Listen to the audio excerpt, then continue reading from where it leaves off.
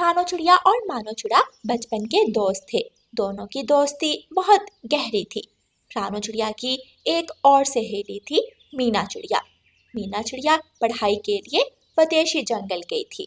रानो चिड़िया अपनी सहेली मीना से फोन पर बात कर रही थी। क्या सच में विदेश में इतनी बड़ी बड़ी बिल्डिंग्स है? हाँ रानो, लेकिन मुझे बहुत याद आती है तुम्हारी और मानो की भी। बस बहुत जल्द मेरी पढ़ाई पूरी हो जाएगी, फिर मैं वापस आ जाऊंगी। मीना, हमें भी तुम्हारी बहुत याद आती है। बस अब जल्दी से वापस आ जाओ। अच्छा रानो, मेरी क्लास का टाइम हो रहा है, मैं कल कॉल करूंगी तुम्हें। रानो चिड़िया फोन रख देती है। कैसी है मीना बेटी रानो? माँ, वो अच्छी है। रानो और उसकी माँ ऐसे ही बातें कर रहे थे कि वहाँ मानो चिड़ा आ जाता है। आ जाओ रानो, जंगल घूमने चले। माँ, मैं जाऊँ? हाँ रानो बेटी, जाओ, लेकिन जल्दी वापस आ जाना। फिर रानो चिड़िया मानो चिड़े के साथ चली जाती है। दोनों नदी किनारे बैठे थे। हमारा जंगल कितना सुंदर है। विदेश में रहकर भी मीना को जंगल की बहुत याद आती है। हाँ रानो, सच में इस जंगल में कुछ तो खास है। चलो मानो, आज हम भोजन खोजने जाएंगे। अब हम बड़े हो गए हैं, हमें कुछ जिम्मेदारियां अपने सर पर लेनी होंगी। रानो, सच में तुम बहुत समझदार हो। फिर दोनों भोजन की खोज में उड़ते हैं। सामने से गौरी कवि आ रही थी। कैसी हो गौरी तुम? हमेशा की तरह दोनों एक साथ। पता नहीं जिंदगी में कभी तुम दोनों को एक दूसरे के बिना भी देखने का मौका मिलेगा या नहीं। गौरी कवि हंसने लगती है। अगर हम साथ होते हैं तो तुम्हें किस चीज की जलन होती है? मुझे क्यों जलन होगी? मेरी भला से चाहे शादी कर लो। गौरी, क्या फजूल बात कर रही हो? मानो, चलो यहाँ से, हमें शाम होने से पहले भोजन खोजना है। गौरी कवि देखती रह जाती है और रानो चिड़िया और मानो चिड़ा वहां से चले जाते हैं। कभी तो मुझे भी मौका मिलेगा, तब बताऊंगी तुझे, छोटी चिड़िया। शाम के बाद मानो चिड़ा दाना खोजकर अपने घर जाता है। देखें पिताजी, मैंने अपना दाना खुद खोजा है। अच्छा किया बेटा। पिताजी, क्या आप खुश नहीं हुए? मानो, तुझे अच्छे से पता है कि मैं किस बात पर खुश हूँगा। उस रानो से दोस्ती खत्म कर दो। मीना जैसी अमीर पक्षी को अपने प्यार के जाल में फंसाओ। पिताजी, ये क्या कह रहे हैं आप? रानो और मैं बहुत अच्छे और गहरे दोस्त हैं। बस अपनी चोंच यहीं बंद कर लो मानो। तेरी शादी तो मैं अपनी पसंद की पक्षी से ही करूँगा। अगली सुबह रानो चिड़िया और मानो चिड़ा नदी किनारे बैठे हुए थे। मानो, तुम इतने उदास क्यों हो? रानो, वो अभी मानो ने अपनी बात पूरी नहीं की थी कि वहां गौरी कवि आ जाती है। अच्छा, तो तुम दोनों यहाँ बैठे हो, मेरे पास एक बहुत अच्छी खबर है। वो क्या गौरी? अरे, मीना तो तुम्हारी इतनी अच्छी दोस्त है, तुम्हें नहीं पता? मीना वापस आ गई है। क्या सच में? और क्या, मैं उसके घर ही जा रही हूँ। चलो मेरे साथ तुम भी आ जाओ। हम बाद में मिल लेंगे मीना से, अभी मुझे रानो से कुछ बात करनी है। ओहो, चलो भी मानो, हम बाद में बात करेंगे। गौरी कवि, रानो चिड़िया और मानो चिड़ा उड़ते हैं और मीना के घर पहुंच जाते हैं। मीना का घर बहुत सुंदर था। मीना अपने महंगे सोफे पर बैठी ग्रीन टी पी रही थी। आगे मेरे दोस्त। मीना बारी बारी सबसे मिलती है। मानो को देखकर तो मीना की आंखें खुली की खुली रह जाती हैं। मीना मन ही मन सोचती है, ये मानो कितना डैशिंग और हैंडसम हो गया है। मीना के साथ सोफे पर गौरी बैठी थी और रानो चिड़िया मानो के साथ सामने वाले सोफे पर बैठी थी। मीना जाकर मानो और रानो चिड़िया के दरमियान में बैठ जाती है और रानो चिड़िया गौरी कवि के साथ बैठ जाती है। मीना, तुम कितनी सुंदर हो गई हो। हाँ मीना, तुम तो बचपन में कितनी मोटी होती थी, अब बिल्कुल स्मार्ट हो गई हो। आखिर इतनी डाइट करती हूँ, स्मार्ट कैसे नहीं होगी। मानो, तुम कुछ नहीं कहोगे? और बताओ मीना, तुम्हारी स्टडीज हो गई कंप्लीट? ओहो मानो, क्या बोरिंग सवाल किया है तुमने। ऐसे ही वो सभी दोस्त आपस में बातें करने लग जाते हैं। काफी शाम हो गई है, अब हमें चलना चाहिए। हाँ मीना, कल मिलेंगे। फिर वो तीनों अपने अपने घरों को चले जाते हैं। ये मानो कितना सुंदर हो गया है। मीना के माता पिता बहुत पहले एक हादसे में मर गए थे। मीना का सिर्फ एक चाचा ही था। मीना अपने चाचा को कॉल करती है। कैसी है मेरी बच्ची? चाचा जी, मुझे एक लड़का पक्षी पसंद आ गया है, आप मेरी शादी की तैयारियां करें। रानो चिड़िया और मानो चिड़ा पेड़ की बड़ी शाख पर बैठे थे। रानो, कल किस तरह मीना हमारे दरमियान में आकर बैठ गई थी, तुमने नोट की थी वो बात? ओहो मानो, वो तो ऐसे ही आ गई होगी, तुम बिना इतनी छोटी बात कौन नोट करता है। उधर गौरी कभी मीना के घर पहुंच जाती है। गौरी, आज सिर्फ तुम आई हो, मानो और रानो नहीं आए। उनकी अपनी बातें खत्म हो फिर ही वो आए। सारा दिन चुंबक की तरह वो रानो चिड़िया मानो के साथ चिपकी रहती है। क्या ऐसी बात है?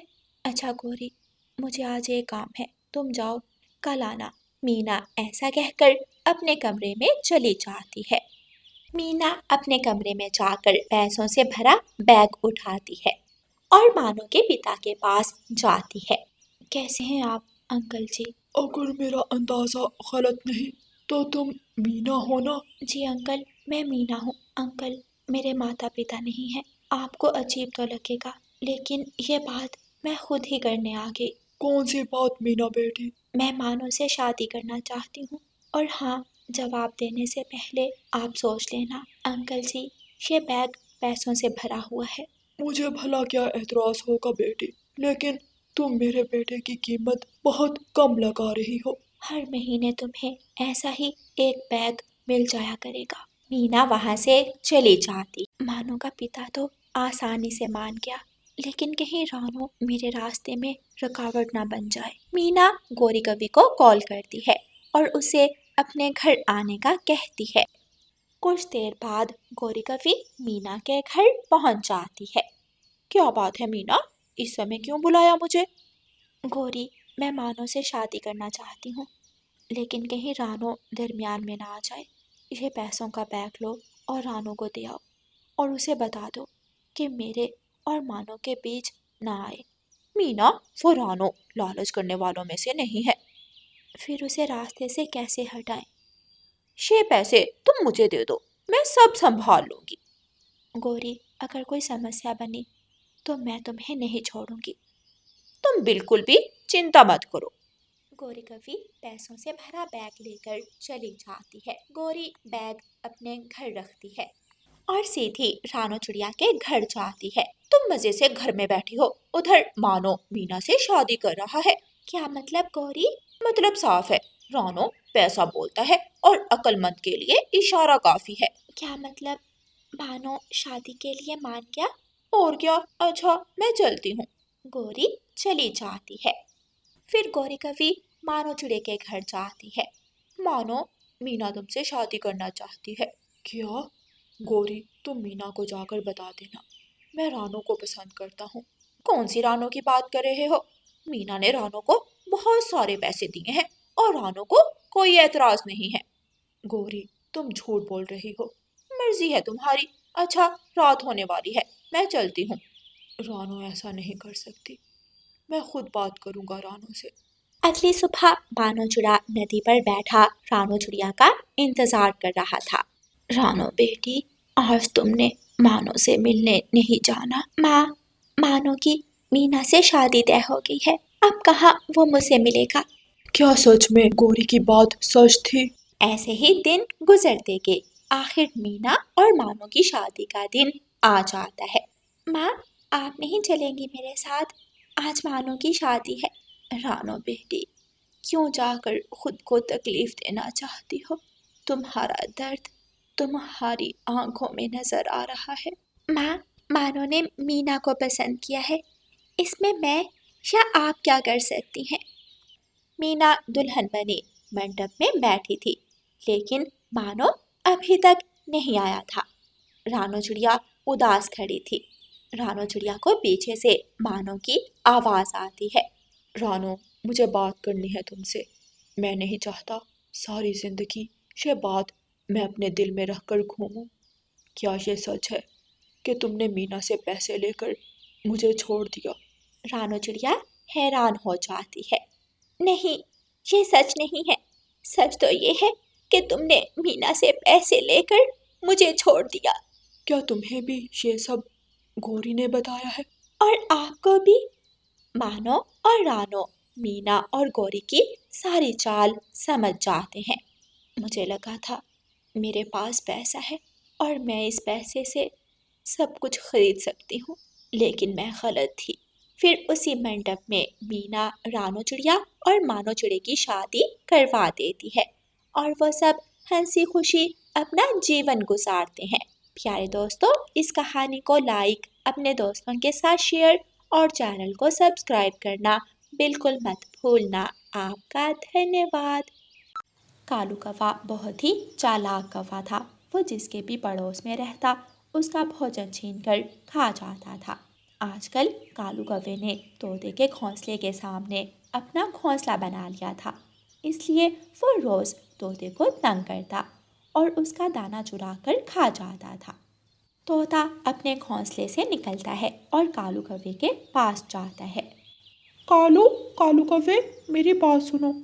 हाँ बता तोते, क्यों इतना चिल्ला रहा है? मैं भोजन ढूंढने जा रहा हूँ, तुम भी मेरे साथ चलो।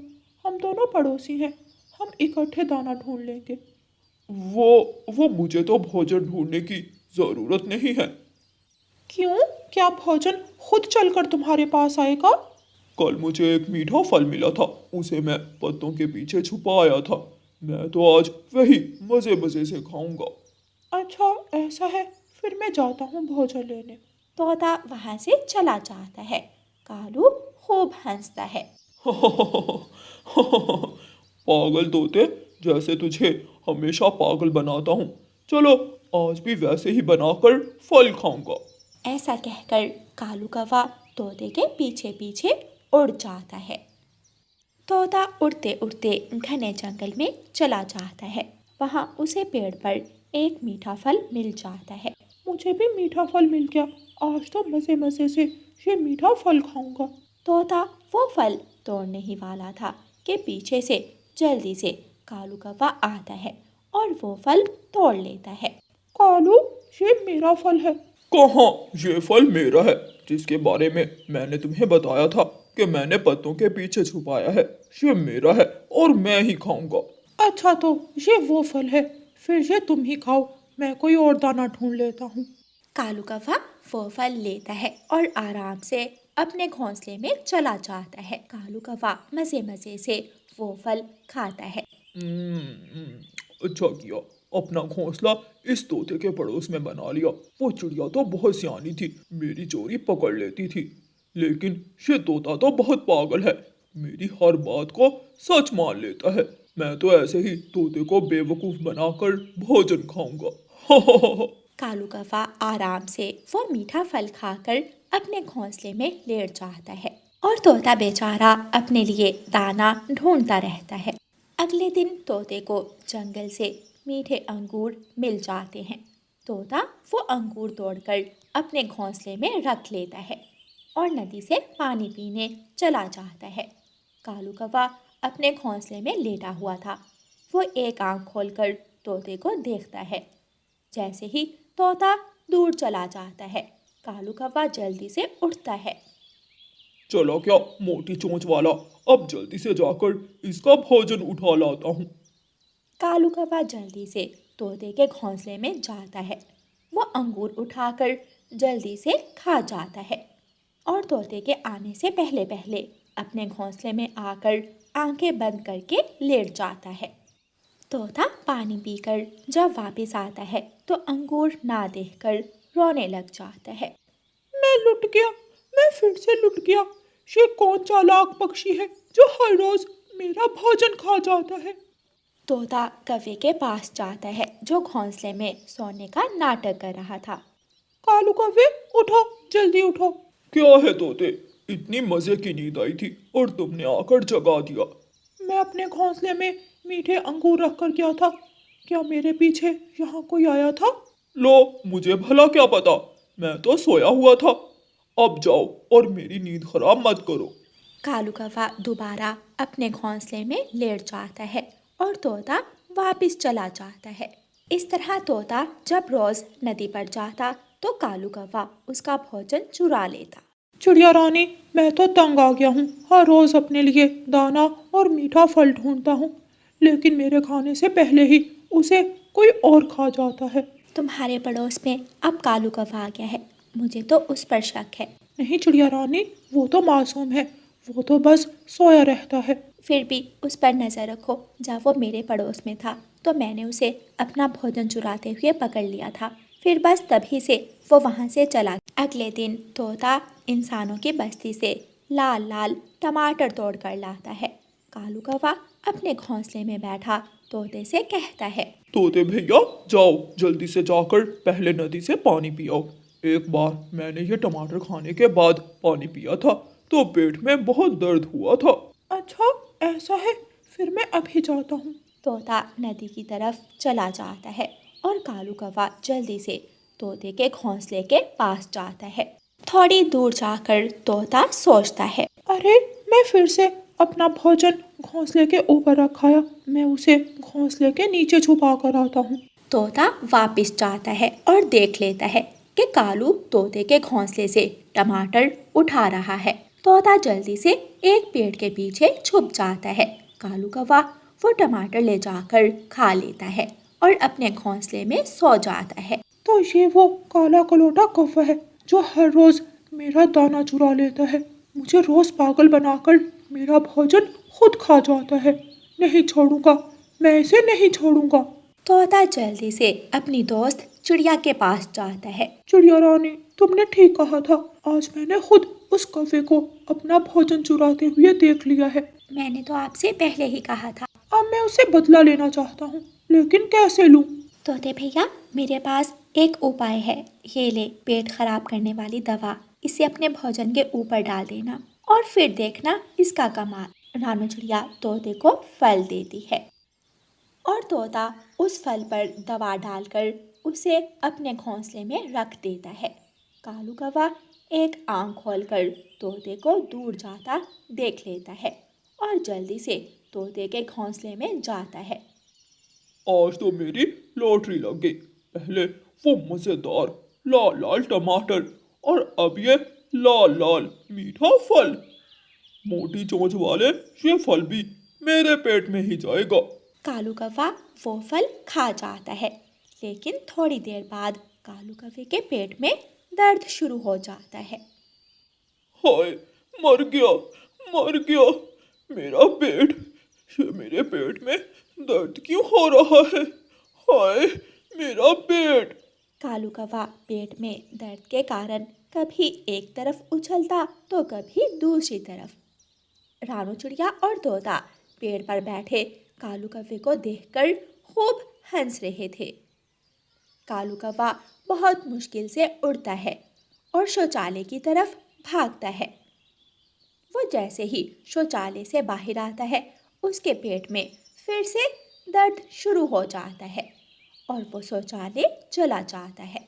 इस तरह रानू चिड़िया और तोता कालू कौवे से उनका भोजन चुराने का अच्छा बदला लेते हैं। प्यारे दोस्तों, इस कहानी को लाइक, अपने दोस्तों के साथ शेयर और चैनल को सब्सक्राइब करना बिल्कुल मत भूलना। आपका धन्यवाद।